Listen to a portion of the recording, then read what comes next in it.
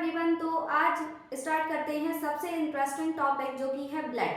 आज हम पढ़ेंगे कि ब्लड में कौन कौन से कॉम्पोजिशन होते हैं, ये किससे मिलके बना होता है, ब्लड की स्टडी को क्या कहते हैं। तो आइए शुरू करते हैं। सबसे पहले देख लेते हैं कि ब्लड होता क्या है। ब्लड एक फ्लूइड कनेक्टिव टिश्यू होता है।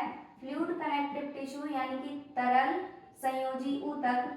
अब तरल संयोजी ऊतक क्यों बोला गया है इसको? क्योंकि तरल है। कनेक्टिव टिश्यू का मतलब क्या होता है? जो एक चीज को दूसरी चीज से जोड़े। और ऊतक क्यों है? जो दो या दो से अधिक कोशिकाओं से मिलकर बना होता है, दैट इज ऊतक यानी कि टिश्यू। तो ब्लड क्या है? Fluid connective tissue. और इसकी स्टडी को क्या कहते हैं? स्टडी ऑफ ब्लड कहलाता है हीमेटोलॉजी। हीमेटोलॉजी यानी कि रुधिर विज्ञान, इसको कहते हैं रुधिर विज्ञान। अब बात करते हैं ब्लड के कॉम्पोजिशन के बारे में कि ब्लड में कौन सा कॉम्पोजिशन होता है। तो ब्लड में दो तरह का कॉम्पोजिशन मिलता है। पहला है फॉर्म्ड एलिमेंट, पहला है फॉर्म्ड एलिमेंट्स जिसमें सेल्यूलर पार्ट आता है, और दूसरा होता है फ्लूइड वाला पार्ट। जो फॉर्म्ड एलिमेंट्स हैं ये 45% ऑफ द ब्लड बनाते हैं, और जो फ्लूइड वाला पार्ट है ये 55% ऑफ द ब्लड बनाते हैं। अब बात करते हैं कि सेल्यूलर वाले में कौन कौन से पार्ट आते हैं। तो जो सेल्यूलर वाला है इसमें आते हैं आरबीसी। आरबीसी को इराइथ्रोसाइट्स भी कहते हैं, इराइथ्रोसाइट्स। एंड डब्ल्यूबीसी, डब्ल्यूबीसी को कहते हैं ल्यूकोसाइट, इसको कहते हैं ल्यूकोसाइट। एंड प्लेटलेट्स, प्लेटलेट्स को कहते हैं थ्रोम्बोसाइट। अब बात करते हैं कि जो प्लाज्मा वाला पार्ट होता है यानी कि फ्लूइड, जो कि है प्लाज्मा। अब बात करते हैं कि प्लाज्मा का कॉम्पोजिशन क्या होता है। तो प्लाज्मा में 92 से 93% इसमें वाटर होता है, बाकी का 7 से 8% अदर एलिमेंट्स होते हैं। इसमें अदर एलिमेंट्स में इसमें प्लाज्मा प्रोटीन जो कि मेन होता है, इसकी बात कर लेते हैं। इसमें 3 तरह की प्रोटीन्स पाई जाती हैं। पहला है फाइब्रिनोजन, फाइब्रिनोजन। दूसरा है एल्ब्यूमिन, एल्ब्यूमिन। एंड तीसरा है ग्लोबुलिन।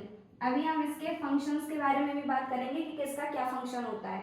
अब बात करते हैं कि ब्लड और प्लाज्मा और सीरम, इन तीनों में क्या डिफरेंस होता है। तो बात करते हैं ओवरऑल कॉम्पोजिशन की, जो कि इसमें है फॉर्म्ड एलिमेंट्स भी है, फ्लूइड भी है, दैट इज ब्लड।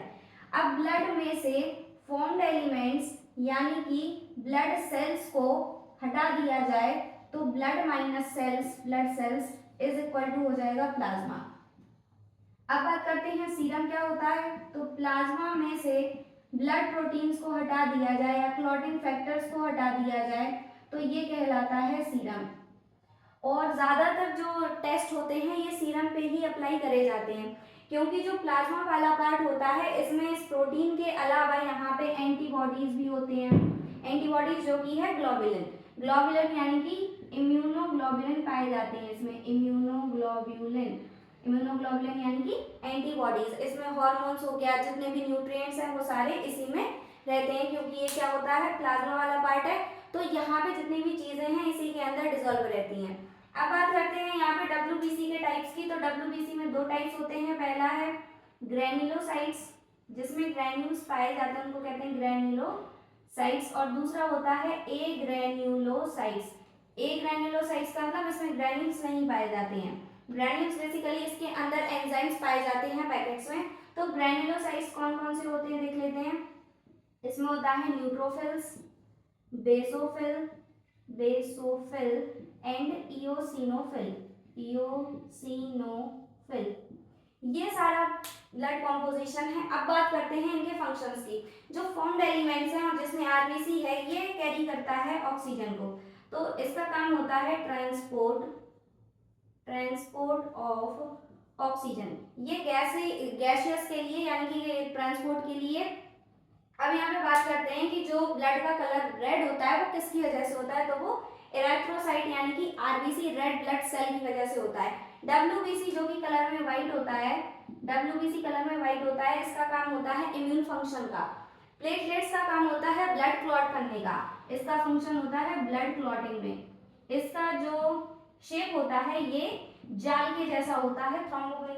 ये थ्रोम्बोसाइट जो है ये क्या बना देते हैं, जाल बना देते हैं, जिसमें इसमें जाल जैसा जो फाइब्रिन स्ट्रक्चर होता है इसमें फंस जाता है और थ्रेड लाइक स्ट्रक्चर इसमें फंस के यहाँ से आरबीसी बाहर नहीं निकल पाती है। तो जब चोट लगती है तो जैसे मान लीजिए कि यहाँ पे कोई, यहाँ पे ये टिश्यू मान लीजिए और यहाँ पे अगर कोई कट लग गया तो यहाँ से जो आरबीसी है ये बाहर निकलने लगेगी।